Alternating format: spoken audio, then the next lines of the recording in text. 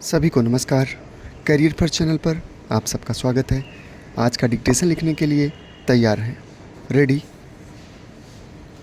Start.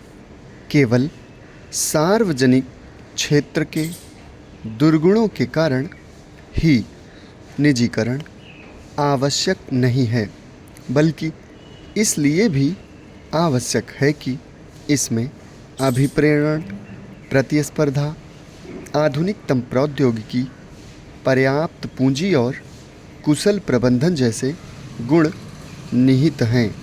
इन सभी तत्वों एवं गुणों का सार्वजनिक क्षेत्र में सर्वथा अभाव होता है। इसके अतिरिक्त उदारीकरण और निजीकरण की वर्तमान विश्वव्यापी दौड़ में भारत मुख्य धारा से अलग रहने का दुस्साहस नहीं कर सकता है, क्योंकि ऐसा करना आत्मघाती होगा और इससे मुंह मोड़ने का अर्थ होगा खुद को दुनिया से अलग कर देना।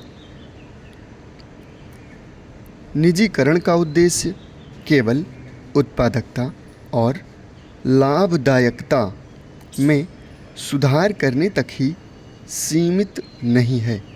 इन उद्देश्यों की पूर्ति से तो केवल अंशधारी या निवेशक लाभान्वित होंगे। निजीकरण का लाभ उपभोक्ताओं को भी प्राप्त होना चाहिए।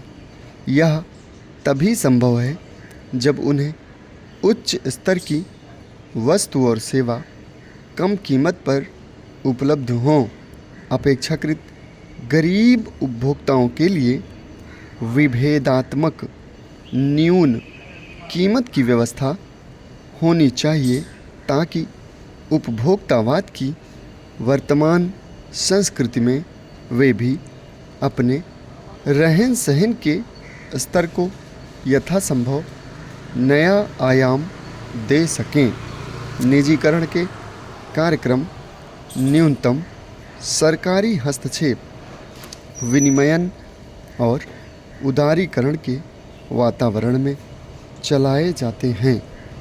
अर्थव्यवस्था बाजारोन्मुखी और अति प्रतिस्पर्धात्मक हो जाती है और इसका वास्तविक लाभ उपभोक्ताओं को प्राप्त होता है। फिर भी बाजार तक अल्प आय वर्ग के उपभोक्ताओं की पहुंच कठिन होती है।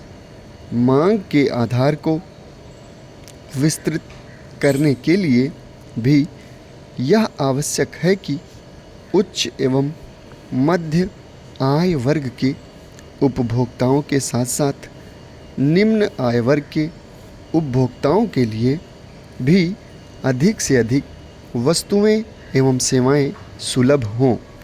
निजीकरण की दौड़ में विदेशी पूंजी और प्रौद्योगिकी का आगमन होता है और उत्पादन प्रणाली में श्रमिकों का महत्व क्रमशः घटने लगता है, क्योंकि पूंजी प्रधान तकनीकों से उत्पादन में वृद्धि करने की लागत का खर्च अपेक्षाकृत कम होता है।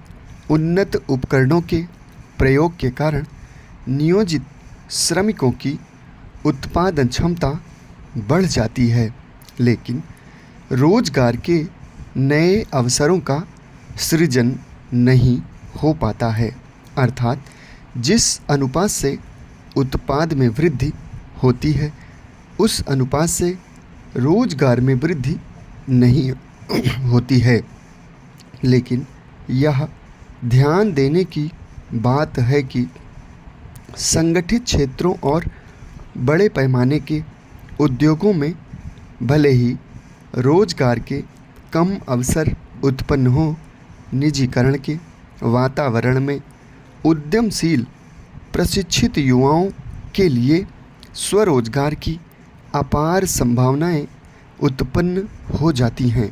जो भी हो, निजीकरण के फलस्वरूप विस्थापित कामगारों को वैकल्पिक रोजगार मुहैया कराने अथवा पर्याप्त क्षतिपूर्ति उपलब्ध कराने के लिए सरकार को कारगर कदम उठाना चाहिए।